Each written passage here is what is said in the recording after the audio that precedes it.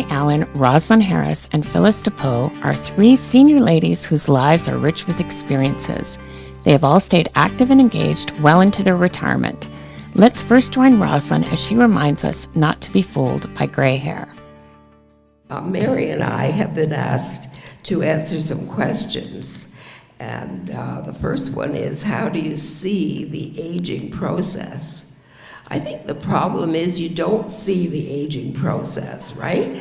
It just happens day by day, and before you know it, you're having your 75th birthday. I never realized I was getting older. It was just too busy. And it just happened. All of a sudden, I'm 88 years old, and I don't know how, because I've been too busy. Have you experienced major life changes, like health issues, death in the family, retirement, giving up driving? Yes, all of the above. You know, it's really not easy getting older, right? So I might look all right, and somebody will say, oh, come on over here, I want you to see something. Well, I have to think about how I'm going to get from here to over there, because it's far away as far as I'm concerned, and my legs aren't so good anymore. So everybody's got something that they're coping with. So when my dog died, and my partner died, my husband died, and I was already retired, but I had taken on some new jobs. But then, when I had to give up my car, that was the worst for me. What happened was there were so many negative things happening in my life that I got kind of nervous, and I was a nervous driver, and I had a few accidents. And then I couldn't get insurance anymore. I still had my driver's license. I couldn't get insurance. So I gave my car to my son. I had been driving since I was 16 years old. I rarely had used TTC, but I had to learn, and that's what I did. But what happens is that I'm not spontaneous anymore the way I used to be. I call, Toronto's a wonderful city, I have to say that.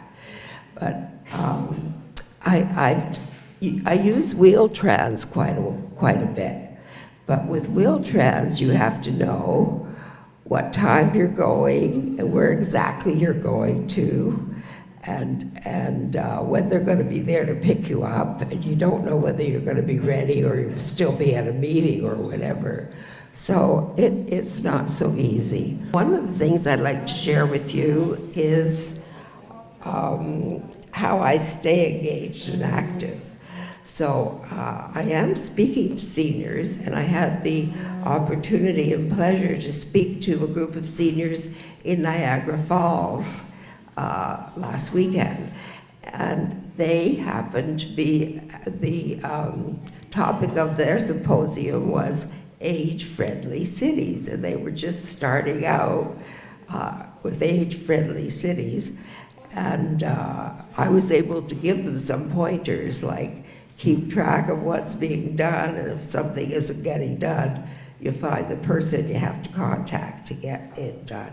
So I do keep active, interacting with people as well, like Mary said. I'm also always learning.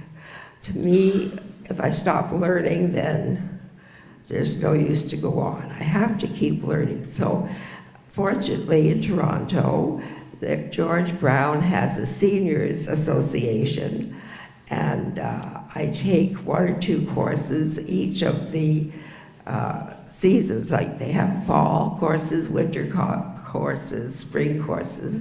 And I've taken courses in film and in art and actually in literature too. So that's been quite wonderful. I'm very active in a group called the Periwinkle Project. Periwinkle, most of you must know that it's a little flower that grows here in Canada, But that's not the flower that it's named after. This group is an environmental group, and we started together a group of teachers because learning about the environment was just not done in the classrooms. Today it is, thank goodness, but it wasn't then. The periwinkle is a flower that is a little bit different from ours. It grows in Madagascar. And there was a doctor who was at our first symposium, and he told us about his daughter who had cancer, bone cancer in her legs. And I don't know what initiated him to use that periwinkle, but she recovered. So we just thought that was such a wonderful story, and that's why we call ourselves the Periwinkle Project. Way back when, we were a group of teachers, and we would hold a fair like this, and we would give ideas to teachers of all the different activities that they could do, like putting those little plants into pots and growing them. And it was really well received by teachers, and so it was a very successful project. We still meet today, but all of us are getting on in age, and we meet to reminisce, which is a wonderful activity, I think, for us, all of us. I also belong to the Duke Ellington Society. I'm sure you must know who Duke Ellington is, a brilliant composer. He's written work for dance, for theater, for opera. He's written ballets, and many, many, many songs. So that's just a joy in my life to meet with my others and meet with others like me and others who appreciate jazz. It's been a real joy. The programs did not come from government. It came from people advocating. That's why we all should. We have to help the government. We have to be advocates. We have to be there to make them accountable. It's a democracy. This is a democracy, Canada. The United Nations, do you realize we're people? That's so much we can do. I know we did the impossible. I was just a little learner, but from the beginning I realized I'm not a good leader, but I'm a damn good worker under a good leader. So choose your leader and go. So that's what I can tell. Choose your leader and keep on going. Forget the pain and forget all other things.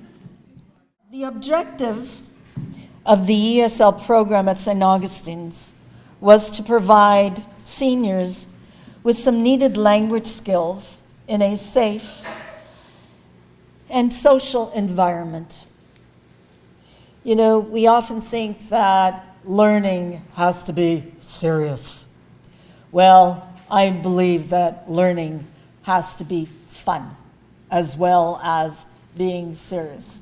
One of the things I've learned in life is if you don't have fun, forget it. So make sure no matter what you learn, and I was really surprised at how many people are learning new skills, going to programs, and it encourages me tremendously. So the language skills, having language skills can break down barriers that seniors face on a daily basis. If you don't have language skills, it's almost impossible to be independent or to travel anywhere if you can't read the bus number or street signs or directions or even ask the bus driver if you get into trouble. What do? Count the number of stops till you get to the subway, count the number of stops. It's quite impossible if you can't read. And I've also taught literacy to people who speak the language but can't read. So, try going shopping if you don't know the money values. What's a quarter? What's a loonie? What's a toonie? What's a dollar bill or $10 bill? So, what does this money represent? How do you buy groceries? How do you do anything if you don't know money? How do you make contact with community groups or social agency without English language skills?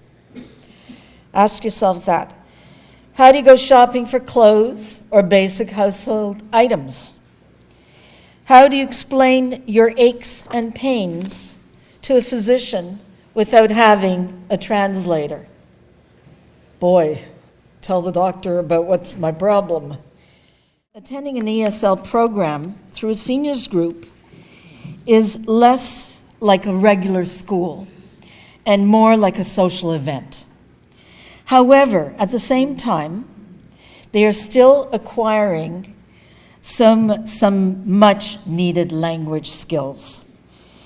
And we had good fun doing it. First and foremost, as an EL instructor, I try to make learning useful while having a good time. You learn much more with positive reinforcement. My seniors appreciated every bit of support and human contact. I used to hug them as they came into class, into the program, and they were totally surprised. And I also hugged them when they left. I miss both my learners and their hugs.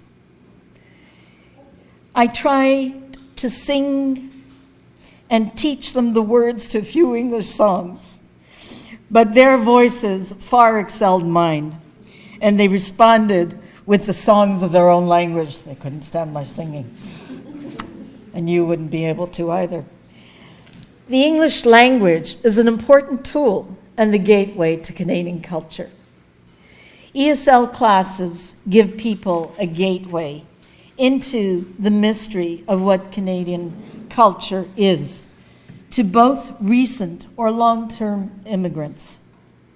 Most immigrant seniors have been too busy working, earning a living most of their lives, so they are generally not exposed to mainstream Canadian culture, and add the lack of language or language barriers to the mix, which leaves them marginalized, especially in retirement.